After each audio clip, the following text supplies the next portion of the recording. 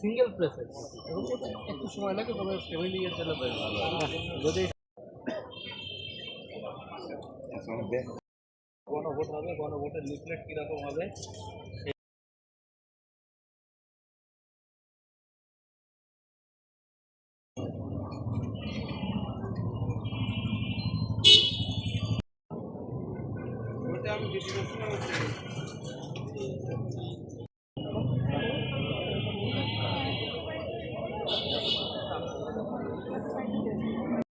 আমি উপস্থিত আছেন জনাব রিফাত আরা, উপজেলা নির্বাহী অফিসার শাসক ও জেলা ম্যাজিস্ট্রেট চুয়াডাঙ্গা।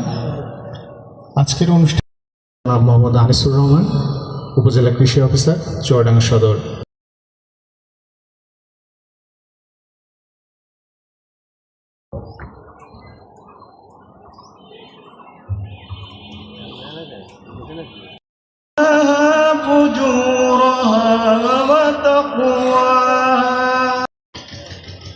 আমরা কিছুদিন আগেও কিন্তু একটা কৃষি মেলা করেছি বোধহয়, তাই না?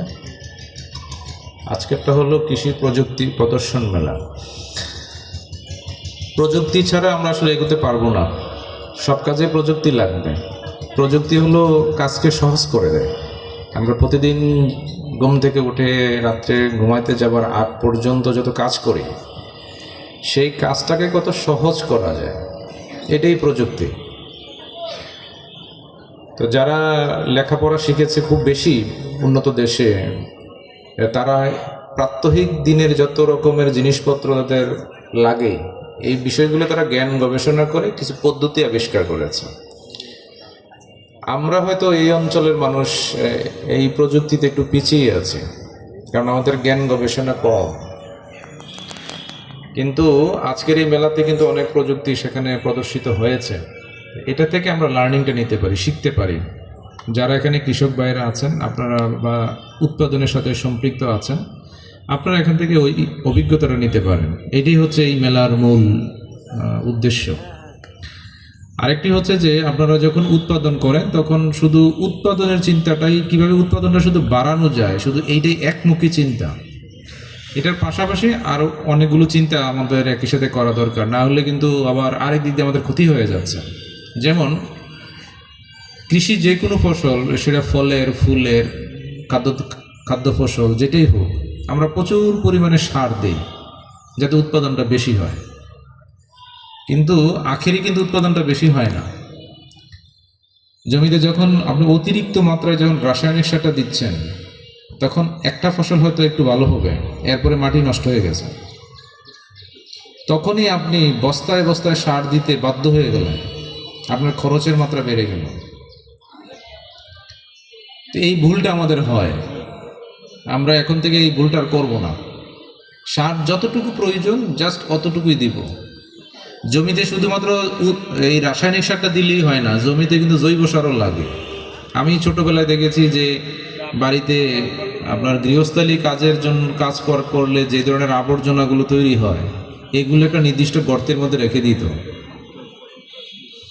এগুলো এখানে 2-4 মাস থাকলে এগুলো কিন্তু পচে গেলে একটা জৈব সার মতো হয়, এগুলো তখন জমিতে দিত।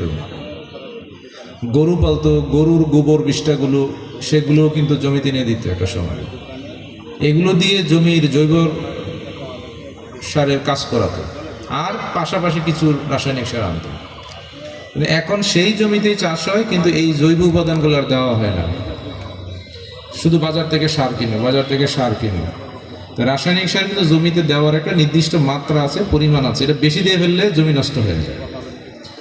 জমিটার মাটিটা যে নষ্ট হলো তা কিন্তু না, আবার এই অতিরিক্ত মাত্রার এই সারের মাটিটাতে বৃষ্টির পানি ধুয়ে যখন পার্শ্ববর্তী খালে যাচ্ছে, খালে গিয়ে কিন্তু খালের মাছ, পোকামাকড় যা আছে ওগুলো নষ্ট করে দিচ্ছে।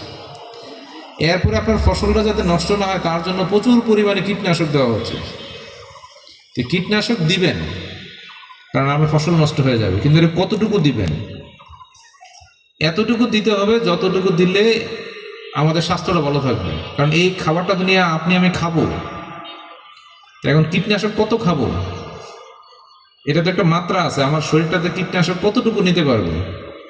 কীটনাশক প্রতিদিনই দিচ্ছে, প্রতিদিন। ইভেন দেখা যাচ্ছে যেই সবজিটা কালকে বাজারে নিয়ে বিক্রি করবে, আজকেও সেটাতে কীটনাশক দিচ্ছে। তো এই যে কীটনাশকগুলো থেকে যাচ্ছে এটার মধ্যে, এই সবজিগুলো তো আমরা সবাই মিলে খাচ্ছি। আপনি যে উৎপাদন করছেন, আপনি মনে করেন না যে আপনিও খাচ্ছেন না, আপনিও খাচ্ছেন। আপনি তো সবগুলো ফলাচ্ছেন না, আপনি যেটা ফলাচ্ছেন সেটা না বাজারে এনে বিক্রি করতেছেন, এটা না হয় আপনি আলাদা করে নিজের জন্য তুলে রাখলেন, বাট অন্যগুলো বাজার থেকে কিনে আনতেছেন না, তো সেগুলো তো খাচ্ছেন। এই জন্য সবাই আমরা এই কীটনাশক ব্যবহার কমাবো।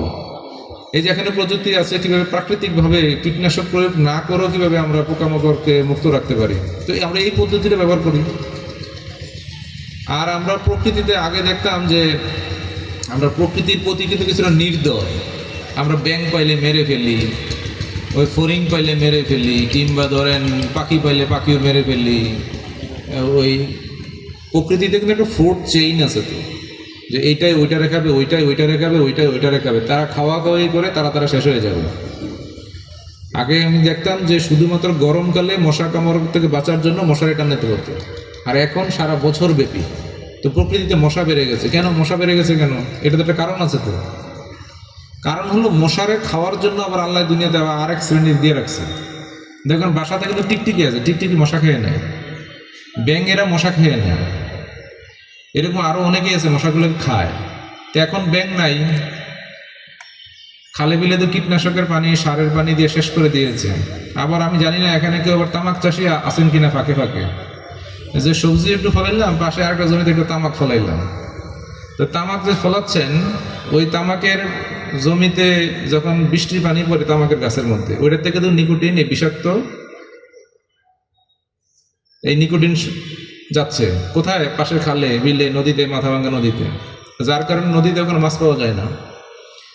রাসায়নিক সারের নির্যাস যাচ্ছে, আপনার কীটনাশকের নির্যাস যাচ্ছে, তামাক চাষিদের তামাক চাষের পাতা থেকে নিকোটিন যাচ্ছে।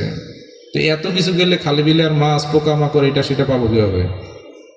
এখন দেখবেন কারো পুকুর, আমি ছোটবেলা দেখছি পুকুরে কাঁকড়া পাওয়া যেত, কচ্ছপ পাওয়া যেত, আরো অনেক পানির মধ্যে থাকে এরকম অনেক পোকামাকড় পাওয়া যেত, মাছের সাথে এগুলো উঠতো।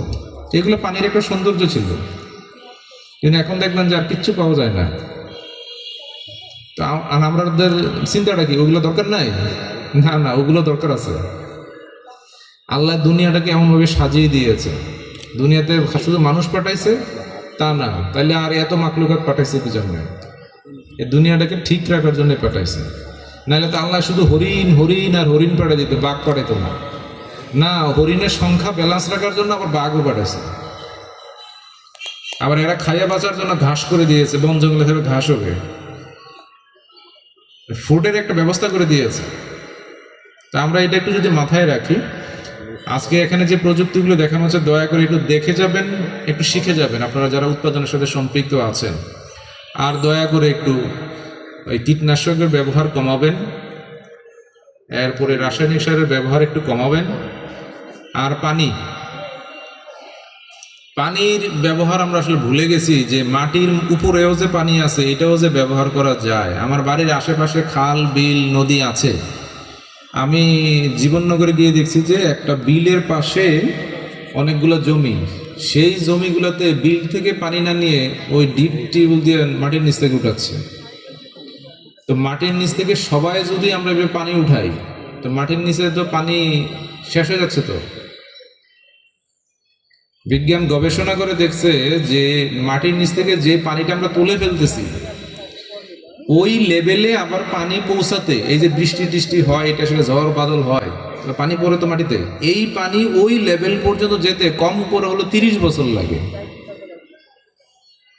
অর্থাৎ আমি এখন যেই পানিটা টিউবওয়েল থেকে তুলে নিচ্ছি, যেই নিচের থেকে পানিটাকে তুলতেছি, ওই নিচে আবার সেই পরিমাণ পানি পৌঁছতে কম করে হলো 30 বছর লাগে। তা আমরা বাঁচবো কয় বছর?